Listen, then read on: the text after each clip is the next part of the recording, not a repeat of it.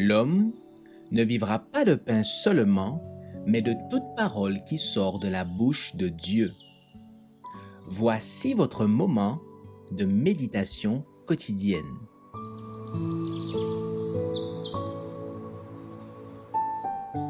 Maranatha. Le 23 octobre, la bienheureuse espérance. En attendant la bienheureuse espérance et la manifestation de la gloire du grand Dieu et de notre Seigneur Jésus-Christ. Tite 2, verset 13. Jésus a dit qu'il allait nous préparer des places et que nous serions partout où il serait. Nous habiterons toujours avec lui et nous jouirons toujours de la lumière de son précieux visage. Mon cœur saute de joie devant une perspective si encourageante. Nous sommes presque arrivés à la maison, au ciel merveilleux. C'est là notre foyer éternel. À chaque instant, je me réjouis de ce que Jésus soit vivant. Et parce qu'il vit, nous aussi nous vivrons. Mon âme dit, loue le Seigneur.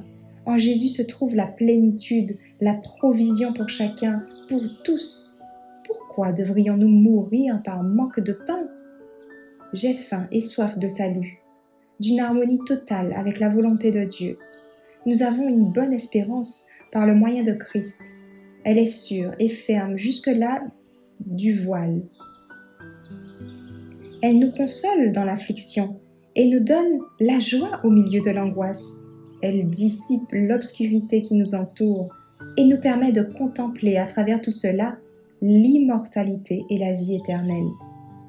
Les richesses terrestres ont déjà perdu leur attrait parce que nous avons cette espérance qui s'élève au-dessus des trésors de cette terre et s'accroche à l'héritage immortel, au trésor durable, incorruptible, sans contamination. Nos corps mortels peuvent mourir et être déposés dans la tombe. Cependant, la bienheureuse espérance demeure jusqu'à la résurrection.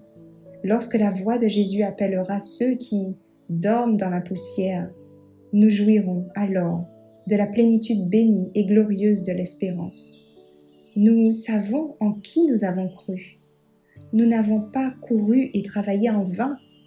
Une riche et glorieuse récompense nous attend. C'est le prix pour lequel nous courons. Et si nous persévérons avec courage, nous l'obtiendrons certainement. Le salut est pour nous. Pourquoi resterions-nous loin de la source? Pourquoi n'allons-nous pas boire afin que nos âmes y soient rafraîchies, vivifiées et qu'elles s'épanouissent pour Dieu? Pourquoi tenons-nous tant à la terre?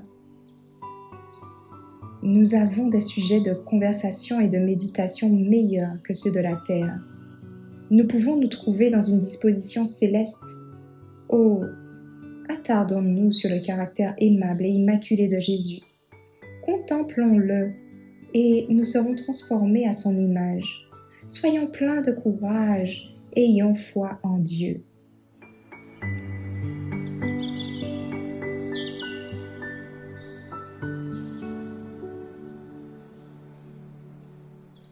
Merci d'avoir écouté cette présentation.